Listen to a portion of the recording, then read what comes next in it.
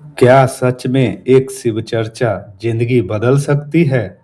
जब घर में अनाज खत्म हो जाए, जब मेहनत बेकार लगने लगे और उम्मीद टूटने लगे, तब शिव बाहर नहीं अंदर जागते हैं। आज की इस कथा में एक साधारण गृहिणी की कहानी है, जिसने कोई चमत्कार नहीं मांगा, बस शिव को समझ लिया। अंत तक सुनिए, क्योंकि यह कहानी आपके जीवन से जुड़ी हुई है। हर हर महादेव। सुमन नाम की एक साधारण सी महिला थी। शहर के बाहरी इलाके में बसे एक छोटे से घर में अपने पति रमेश और दो बच्चों के साथ रहती थी। रमेश दिहाड़ी मजदूर था। कभी काम मिलता तो कभी खाली हाथ घर लौटना पड़ता। घर में जिम्मेदारियों का बोझ था और भविष्य की चिंता भी था। एक सुबह रमेश फिर बिना काम मिले लौट आया।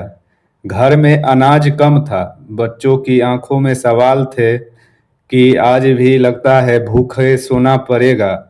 सुमन ने कुछ नहीं कहा, बस भगवान शिव की तस्वीर के सामने दीपक जलाया और मन ही मन बोली, हे भोलेनाथ, हे महादेव, हे शिव शंकर, अब आप ही कुछ रास्ता दिखाइए। उसी दिन मोहल्ले में खबर फैलती है कि आज शिव चर्चा है, आज शिव गुरु आ रहे हैं, शिव चर्चा होने वाली है। सुमन का मन पहली बार वहां जाने को करता था। वह कभी भी इससे पहले शिव चर्चा में नहीं गई थी। न कोई कहता था उसे जाने के लिए भी। शाम होते ही वह शिव चर्चा में पहुंचती है। शिव गुरु बहुत साधारण वेश में थे। न कोई आडंबर, न कोई दिखावा। उन्होंने कहा, शिव को पाने के लिए बड़े कर्म कांड नहीं चाहिए। शिव का अर्थ है कल्याण। अपने कर्म सुधारो, सच्चाई से जियो और एक दूसरे का सहारा बनो। यही सच्ची शिव पूजा है। चर्चा के दौरान लोग अपने दुख बताते हैं। सुमन भी हिम्मत करके अपनी परेशानी बताती है। शिव गुरु शांत स्वर में कहते हैं, बहन, संकट हर जीवन में आता है। सबके जीवन में कुछ न कुछ संकट आता ही है, लेकिन निराश शिव से दूरी बनाता है। जो कर सकती हो पूरे मन से करो। सेवा और शर्म कभी व्यर्थ नहीं जाते। शिव चर्चा के बाद मोहल्ले की महिलाएं आपस में जुड़ती है। कोई सिलाई जानती है, कोई अचार बनाती है।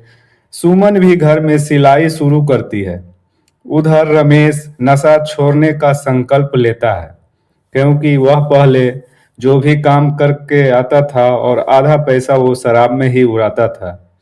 लेकिन उस दिन से शिव चर्चा में जाने के बाद उसका जीवन ही बदल गया और रोज काम की तलाश में निकलता है।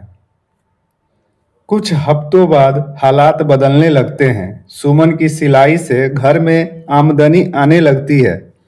रमेश को एक ठेकेदार के यहाँ नियमित काम मिल जाता है। बच्चों की पढ़ाई फिर से पटरी पर आ जाती है। एक महीने बाद शिव गुरु फिर आते हैं। इस बार सुमन के चेहरे पर शांति है। वह कहती है, गुरुजी, चमत्कार नहीं हुआ। फिर हिम्मत लौट आई। शिव गुरु मुस्कुराकर कहते हैं, यही शिव का प्रसाद है। अंदर की शक्ति जगाओ। हर हर महादेव।